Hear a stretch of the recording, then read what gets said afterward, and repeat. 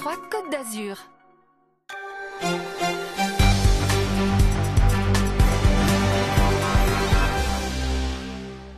Madame, monsieur, bonsoir. Merci d'être fidèle au 19-20. Les titres de l'actualité nationale. Manuel Valls à Marseille, une visite destinée à saluer les bons résultats en matière de délinquance.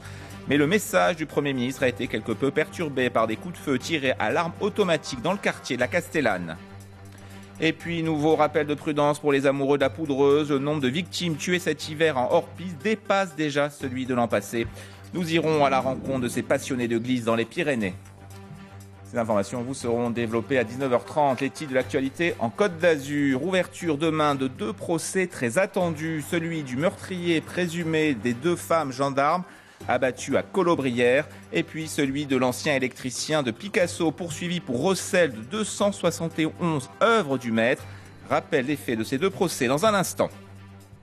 Ne pas renoncer à se faire soigner les dents, ne pas s'exiler à l'étranger pour se faire poser un implant, telle est l'ambition d'un nouveau centre de soins dentaires qui a ouvert ses portes aujourd'hui à Cannes.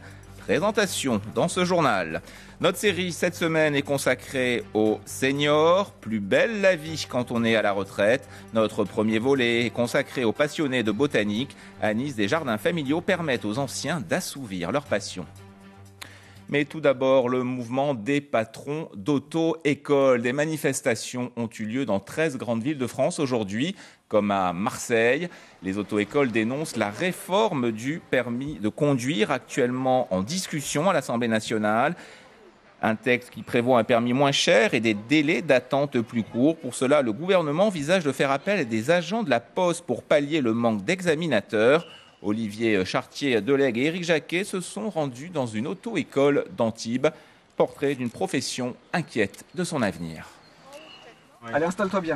Siège, rétro, ceinture. Oui. Le gouvernement aurait-il franchi la ligne blanche ? Ce matin, Olivier Milius n'est pas allé manifester à Marseille. Pourtant, ce gérant d'auto-école d'Antibes était de tout cœur avec ses collègues enseignants de la conduite. Arrive bien en freinant. D'accord. La profession s'inquiète du recours possible à des agents de la Poste pour faire passer l'examen pratique du permis de conduire ou encore de l'évaluation initiale des nouveaux apprentis conducteurs à distance via Internet. On déréglemente. Chacun fait comme il veut. C'est comme ça que je le ressens et que mes confrères le ressentent. C'est pour ça que nous sommes très en colère. Alors nous avons peur pour notre profession, certes, mais nous avons peur aussi pour la formation des conducteurs et la sécurité routière parce qu'à la base, c'est quand même un métier, on est dévoué à ce métier. On l'a choisi, on n'est pas juste là pour faire rouler des voitures. Depuis le siège passager de son auto-école, Olivier Milius encadre Andy, 21 ans, qui passera son permis demain. C'est ce mode traditionnel d'enseignement fait de contact humain, mais aussi sa petite entreprise qu'il entend défendre. Moi, en tant que chef d'entreprise, certes, petite entreprise, là, on va droit dans le mur. C'est la fin des petites entreprises dans mon secteur d'activité et j'ai peur dans de nombreux secteurs d'activité. Un permis moins cher, plus facile à passer, c'est l'objectif du gouvernement. Mais selon les professionnels des auto-écoles, la loi Macron s'égare dans une voie sans issue. Souvenez-vous, l'onde de choc avait parcouru tout le pays. Juin 2012, 2 femmes gendarmes du Var étaient froidement abattues dans le village de Colobrières, alors que débute demain à Draguignan, devant la cour d'assises du Var, le procès du meurtrier présumé et de sa compagne. Rappel des faits avec Sophia Carias et Mathias Julien. Cette nuit-là, c'est pour une banale histoire de cambriolage que les gendarmes Alicia Champlon et Audrey Berthaud se rendent au domicile d'Abdellah Boumezar et d'Inès Farhat. Nous sommes à Colobrières, un tranquille petit village du Var. Il est aux alentours de 22h30, ce 17 juin 2012. Rien encore ne laisse présager du drame qui va suivre. À l'intérieur du domicile des 2 accusés, la première des gendarmes est abattue, Audrey Berthaud. Boumezar vient de lui voler son arme et de faire feu sur elle. Puis quelques minutes plus tard, c'est Alicia Champlon qui va succomber dans la rue, achevée par les balles du tueur. Abdellah Boumezar et sa complice présumée, Inès Farhat, tout juste 20 ans au moment des faits, prennent ensuite la fuite dans les rues de Colobrières. Ils sont arrêtés vers 3h du matin sans opposer de résistance. Ce procès va durer 10 jours.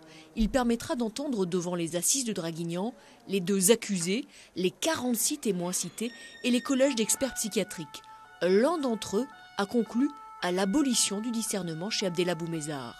Abdellah Boumezar qui risque pour ce double homicide la perpétuité incompressible, c'est-à-dire avec une période de sûreté de 30 ans. Autre procès qui débute aussi demain, mais cette fois à Grasse, celui de l'ancien électricien de Picasso, Pierre Le Guenec, comparaîtra avec sa femme pour recel de 271 œuvres du maître.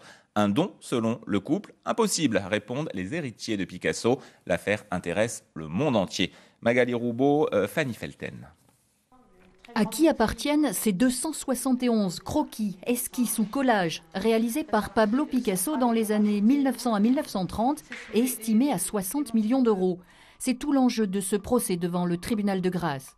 En 2010, Pierre Le Guenec, un électricien qui a travaillé pour l'artiste dans les 3 dernières années de sa vie, demande aux héritiers d'authentifier un carton qui contient différents dessins ou collages réalisés par le maître. Ce carton lui a été donné, dit-il, par Jacqueline Picasso avec ces mots simples: « Tenez, c'est pour vous ». La Picasso Industrie découvre abasourdi ce patrimoine non signé, mais bien réalisé par Picasso. Un patrimoine resté 40 ans dans un garage à Moinsartou. Incapable de croire qu'un tel don ait pu être fait à l'électricien, la Picasso Administration dépose plainte. Pierre Le Guenec et sa femme ont beau expliquer qu'ils ignoraient la valeur de ces dessins de travail et que seul le souhait que leurs enfants n'aient pas d'ennui lors de la succession a motivé leur demande, ils sont mis en examen. Dans l'enquête est apparu un autre personnage, ancien chauffeur de Picasso, soupçonné lui aussi d'avoir volé des œuvres. Cet ex-chauffeur est le cousin de Madame Le Guenec. Il décédera pendant l'enquête. Le couple est renvoyé devant la justice pour recel d'œuvres acquises frauduleusement. Ils devront affronter l'ensemble des héritiers du maître. En mettant sa maison de Cagnes-sur-Mer en viager, Claudine Rouzot pensait assurer sa retraite. Au lieu de ça, la voici en grande difficulté financière. C'est l'une des victimes de l'affaire Life Invest. Une centaine d'Azuréens ont été concernés par la faillite de cette entreprise. Olivier Chartier-Delec, Didier Beaumont. Cette grande villa de 170 mètres carrés à Cagnes-sur-Mer, Claudine Rouzot pensait qu'elle constituerait un capital pour ses vieux jours. En 2008, la retraitée signe un contrat en viager avec la société Life Invest. Au bout de 4 ans, le versement des 1200 € mensuels de la rente viagère s'interrompt. Life Invest a fait faillite. À 81 ans, Claudine Rouzot se trouve dans une situation intenable. J'ai 843 € par mois et j'ai 655 € de frais fixes pour la maison. Entre les assurances, l'eau, le gaz, l'électricité, enfin tout ça. Et pas de porte de sortie? Aucune. Vous ne pouvez pas revendre cette maison? Je ne peux pas. Sur le cadastre, elle n'est pas enregistrée à moi, elle est enregistrée à la société Life Invest. Prisonnière d'un écheveau juridique dont elle ne parvient pas à se dépêtrer. Par 2 fois, la retraitée s'est tournée vers la justice et par 2 fois, le tribunal de Draguignan puis la cour d'appel d'Aix-en-Provence lui ont donné tort. Claudine Rouzot a renoncé à se pourvoir en cassation. Outre l'argent, ce procès en cassation va durer 3 ou 4 ans. Et après ce procès en cassation, au cas où il me donnerait raison, il faut faire un autre procès pour récupérer mon bien. Ça fait 3 ans que ça dure. Et avec les moyens que j'ai, je ne peux pas. Créanciers, actionnaires ou crédits rentiers privés de leurs revenus comme Claudine Rouzot, 140 personnes s'étaient déclarées victimes de Life Invest. Elles ne seraient plus que 90 aujourd'hui.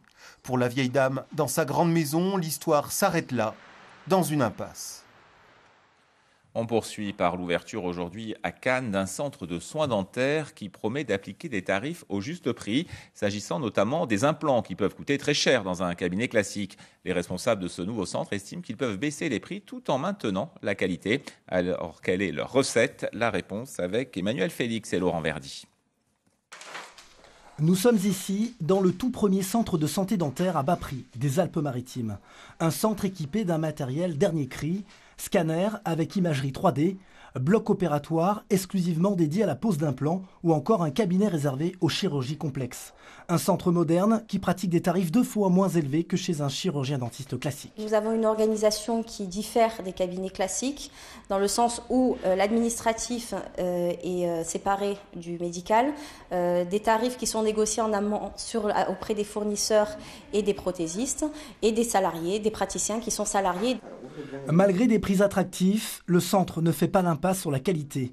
Les implants sont français et les prothèses dentaires sont fabriquées à Valoris. Le Made in France, un gage de qualité essentiel pour attirer les clients. On n'a rien à envier à un cabinet dentaire, on va dire, standard. Le patient dispose de ce qu'on appelle d'un passeport implantaire.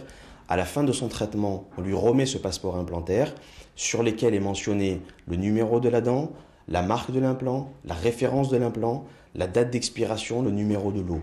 Du côté du syndicat des chirurgiens dentistes du département, ce centre surfe sur la nouvelle tendance, les implants, un marché devenu très lucratif aujourd'hui. On a l'exemple bien précis que dans certains centres en France, les directeurs financiers donnent des ordres, à savoir, on va soigner une dent, si vous mettez plus d'un quart d'heure là-dedans, c'est foutu. Si vous perdez trop de temps, il faut l'extraire et mettre un implant. Alors que si je vous soigne, même si je passe plus d'un quart d'heure, une demi-heure, votre dent, je l'ai gardée. Alors c'est vrai que du point de vue purement financier, c'est pas rentable pour moi, mais pour votre santé publique, pour votre bouche, c'est quelque chose qui est vraiment important. L'implantologie dentaire est décidément en vogue. Ce matin, pour le premier jour d'ouverture du centre, 15 patients avaient déjà pris rendez-vous. D'accord. Ouvrir la forêt au public pour mieux l'entretenir, c'est l'une des idées de la charte forestière du territoire du Grand Estérel, une charte dont les orientations viennent d'être présentées. Le massif de l'Estérel englobe 7 communes du Var et des Alpes-Maritimes. Francis Mallory, Alexandre de Quitte. Une signature pour valoriser et protéger les 33 188 hectares qui composent le massif de l'Estérel. Avec près de 70% de forêt, c'est un atout patrimonial majeur qu'il faut encadrer et ouvrir aux activités pour une meilleure gestion sur le long terme. On est quelques-uns à penser que pour sauver les forêts, il faut qu'il y ait du monde dans les forêts. Et que les forêts, ce n'est pas des sanctuaires interdits à tout. Mais il faut organiser cette présence et la charte a pour but d'organiser la présence dans la forêt. L'idée de la charte, c'est de structurer l'ensemble, à commencer par des points d'accueil comme cette maison forestière qui va être réhabilitée et ouverte au public. Vous voyez cette maison forestière qui fait partie du patrimoine de la France, donc de la remettre en état et essayer de faire tout autour de l'Estérel des portes d'entrée qui soient complémentaires et qui accueillera le public. Ouvrir et partager l'espace, organiser l'accueil, structurer les activités, mais aussi protéger le massif contre les incendies ou les parasites qui pourraient l'agresser. Le plan d'action des communes signataires de la charte est ambitieux, mais il peut compter sur les conseils des usagers. C'est de dresser un inventaire de tout ce qui est chemin d'accès et surtout des points noirs, des premiers endroits qu'il faudrait remettre en état et d'un futur vrai balisage cohérent. Une fois le projet avancé, l'objectif sera de faire inscrire cet espace naturel remarquable sous le label Grand Site de France. Une reconnaissance supplémentaire pour ce massif dont les roches aux couleurs ocre qui se jettent dans la mer font l'identité et la fierté des habitants de la région. Notre série cette semaine est consacrée aux seniors. Première illustration avec au cœur d'un quartier de Nice des jardins familiaux que la ville vient de mettre à disposition de 18 personnes âgées, 18 personnes passionnées de jardin. C'est le premier volet de notre série, signé Bernard Persia et Jean-Christophe Routier. On se lève le matin, le soir on pense au jardin, le matin, allez on va au jardin, c'est formidable quoi. Il faut cultiver son jardin. Le conseil de Candide sous la plume de Voltaire, il y a 2 siècles et demi, n'a pas pris une ride. Dans le quartier Carlone, entre Fabron et Magnan, boulevard Édouard Herriot très précisément, il n'y a pas d'âge pour semer des fleurs ou planter des végétaux. Sur près de 1000 m² aménagés par le service des espaces verts, 18 lots ont été attribués. 18 candidats jardiniers sur 90 demandes, candidats retenus notamment pour leur motivation mais aussi leur savoir-faire. Il ne faut jamais planter 2 années de suite le même légume ou le même fruit sur la même terre. Donc ça permet sur 4 ans de tourner. Et là, comme vous voyez sur le côté, ça va être que des fleurs pour essayer d'amener les insectes pollinisateurs, les abeilles, etc. Donc ça fasse un petit système naturel et biologique tant que possible. Du bio qui favorise au maximum la vie du sol sans pesticides ni engrais chimiques. L'occasion aussi pour ces jardiniers de la semaine d'apporter leur touche personnelle ou pour certains, leur histoire. Dans 8 mois, il va déjà commencer à faire un ananas. Voilà le début d'un fruit. Qu'est-ce que vous ressentez quand vous cultivez la terre? Mais quand je cultive la terre, j'ai une sensation, bon, pas spécifique, humaine, en sachant que de cette terre, l'homme s'agrandit, s'épanouit. La terre, source de plaisir et d'accomplissement, mais aussi de communion et d'échange entre personnes qui ne se connaissaient pas. Ça fait même pas un mois que nous avons la clé. Il y a une atmosphère particulière, je trouve. On nous rabâche tellement les oreilles avec le vivre ensemble, mais nous venons tous d'horizons tellement différents. Il y a d'emblée une solidarité qui s'est installée. L'une achète une bêche, l'autre un râteau, et on se prête le matériel. Moi, je veux les tomates, les courgettes, la salade, les radis, les poivrons. Les 18 jardiniers qui sont ici, autour de cette passion pour la terre, mais ils ont su créer des liens de solidarité, d'amitié. Ils s'aident. Certains donnent des conseils, d'autres amènent des outils, d'autres amènent à voir, etc. Il y a une communauté qui est en train de se créer. Et si on pouvait en faire autant dans un bon nombre de quartiers de Nice, eh bien, je pense que c'est une mission qui mérite d'être menée jusqu'au bout. Et des choses comme les groseilles ou les cassis, ça vaut le coup. On peut les planter. Une expérience pilote qui exige assiduité des jardiniers, moyennant seulement un forfait annuel de 50 € pour l'utilisation de l'eau. Une expérience dont la ville promet qu'elle devrait s'étendre à d'autres quartiers. Les prochains jardins familiaux près du prieuré du Vieux-Logis devraient éclore au mois de juin, à la lisière de l'été. Décédé il y a 2 ans, Ladislas Quinault s'était installé à Antibes où son souvenir est encore très présent. Le musée Picasso a organisé des expositions de ses œuvres et aujourd'hui c'est son ancien assistant et galeriste Alkis Voliotis qui lui rend hommage. Il propose une rétrospective de ses œuvres. Un collectif d'artistes y a également participé. Véronique Varin, Didier Beaumont. Il était libre, Ladislas Quinault, libre de tout exprimer et d'inventer tous les moyens de le faire. Le peintre d'origine polonaise a d'abord froissé des papiers, ce qui le fera connaître. Puis il a été avant-gardiste dans l'utilisation de la peinture en bombe. Ce créateur insatiable, Alkis Voliotis l'a quotidiennement côtoyé pendant des années.